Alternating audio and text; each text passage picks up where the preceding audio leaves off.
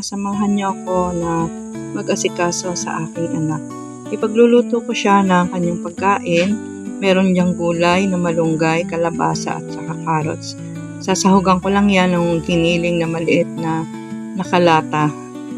Igigisa ko lang yan at ayan na nga, hinihiwa ko na yung mga sahog, yung carrots, liliit-liitan ko lang yan ng hiwa para mabilis maluto. Tapos niyan ay hugasan ko para sigurado na malinis yung kanyang kakainin. 8 o'clock nagigising yung anak ko. Mayroon siyang special needs. Cerebral palsy siya. Bedridden since birth. Kaya inaalagaan siya ng mabuti dito sa amin. 28 years old na siya. Hindi siya marunong kumain mag-isa. Kaya bilang nanay, hands-on talaga ako sa pag-aalaga sa kanya. At ayan, pinapakulo ko lang yan pagkatapos na igisa para magkaroon ng sabaw dahil kailangan niya ay ang pagkain merong sabaw. Masustansya talaga ang malunggay sa pagkain. At ito, pagkatapos ko magluto, ipo-food processor ko pa yan.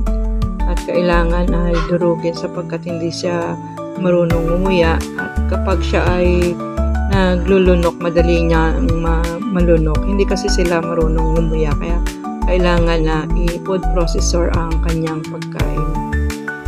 Tiyagaan talaga ang pagkakaroon ng isang anak na with special needs.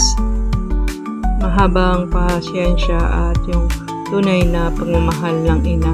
Yun lang po ang maiibigay talaga natin sa kanila, ang tunay na pagmamahal. Dahil kung wala kang pasensya ay talagang mauubos ka na parang isang kandila. Dahil kalahating araw mo pa lang ay mauubos na sa kanya sa pag-aasikaso. Pinagtitimpla ko din siya ng gatas para make sure na yung kanyang kinakain ay talagang masustansya. Bukod sa kanin na merong mga gulay, ay lagi ko siyang pinagagatas 3 times a day. 28 years old na yan at sa awa ng Diyos ay malusog naman siya. Siguro ay nasa tamang pag-aalaga din ng mga taong nasa paligid. At ayan na nga, bagong gising yan, nilagay na agad namin sa wheelchair para makakain. At ayan, pinas forward ko na nga ito para hindi na masyadong matagal dahil sa pagpapakain pa lang ay inaabot na ng 1 oras at kalahati. At ayan, tuwan-tuwa nga, may pagpalakpak pa kasi ay paliliguan ko siya pagkatapos niyang kumain para sigurado na siya ay malinis. Kasi hindi sila marunong magbugaw ng mga langaw or mga langgam na kumakagat sa kanila. Kaya lagi siyang malinis. Talagang alagang-alaga ko yan sa araw-araw. Sobrang pagtsatsaga talaga ang kayang gawin ng isang ina sa kanyang anak. Ito yung pagmamahal na wala kang hinahanap na kapalit. Kaya ako nakakapaghanap buhay ako ay 1:00 na ng hapon. Nananahi ako at gumagawa din ako ng content dito sa TikTok dahil nag-a-affiliate din ako. Kaya lahat ay kaya mong gawin para sa pangangailangan ng mga anak mo. Sa kanya, meron pa akong 2 anak. Yung babae ko ay magka-college na ngayong pasukan, first year college. At yung isa naman na lalaki ay nagtatrabaho na. Nakakaraos sa grasya ng Panginoon at kaya lagi nagpapasalamat dahil kasama pa rin namin siya hanggang ngayon.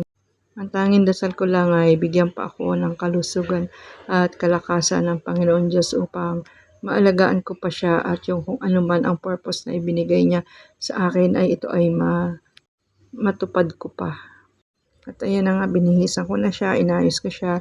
Yan muna siya sa labas, inilalabas namin siya ng kalahating araw at sa kwarto po ay napakainit. Pinapanood niya yung mga dahon na gumagalaw-galaw sa taas kaya gustong-gusto ko siya ditong nilalabas dahil pag tumingala siya nakikita niya yung mga puno ng bayabas na umuuga-uga yung mga gumagalaw-galaw ang mga dahon. Yan lang mga mami, sana hindi kayo napagod sa akin pagkukwento sa inyo. Maraming salamat sa inyo. God bless all. At ayan, para na nga siyang espasyon sa pulbo para hindi siya lapitan ng langaw. Portable na ang